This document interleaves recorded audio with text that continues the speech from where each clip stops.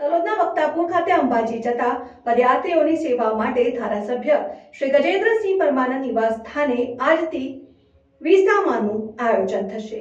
સાબરકાંઠા જિલ્લાના તલોદ તાલુકાના વક્તાપુર ગામ ખાતે દર વર્ષની જેમ આ વર્ષે પણ અંબાજી જતા પદયાત્રીઓ માટે વિસામાનું સુંદર આયોજન કરવામાં આવ્યું। ધારાસભ્ય શ્રી ગજેન્દ્રસિંહ પરમારના વક્તાપુર ખાતેના નિવાસ સ્થાને આજે ગુરુવારથી પદયાત્રીઓ માટે વિસામા કેમ્પને ખુલ્લો મૂકવામાં આવ્યો છે, જ્યાં તમામ પદયાત્રીઓને આગ્રહભર્યા ભાવ સાથે અનેક સેવા પૂરી પાડવા જય સિયારામ વિસામાનું આજે શુભ મુહૂર્ત પણ રાખ્યું છે।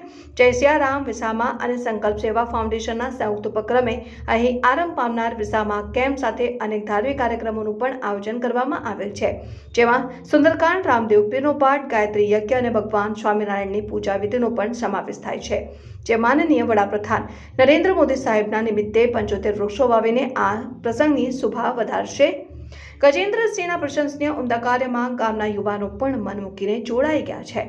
વિસામાનો લાભ રાત દિવસ હજારો પદયાત્રીઓ લેશે। આજે જેમ બે આજે સાબરકાંઠા જિલ્લાના તલોદ તાલુકાના વક્તાપુર ગામે રોડ ઉપર વિસામાનું આયોજન કરવામાં આવ્યું। આજે વિસામો પદયાત્રીઓ માટે ખુલ્લો મૂકવામાં આવ્યો છે। સાથે અમે છેલ્લા 4 વર્ષથી આ વિસામાનું આયોજન કરીએ છીએ। આજે 5મા વર્ષમાં પ્રવેશ કર્યો છે। આ સિવાય અમારા જય સિયારામ વિસામો 365 દિવસ ચા નાસ્તો, જમવાનું, રહેવાની સગવડ, પદયાત્રા માટે કોઈ સાધુ સંત આવે અમે બધી વ્યવસ્થા કરી છે।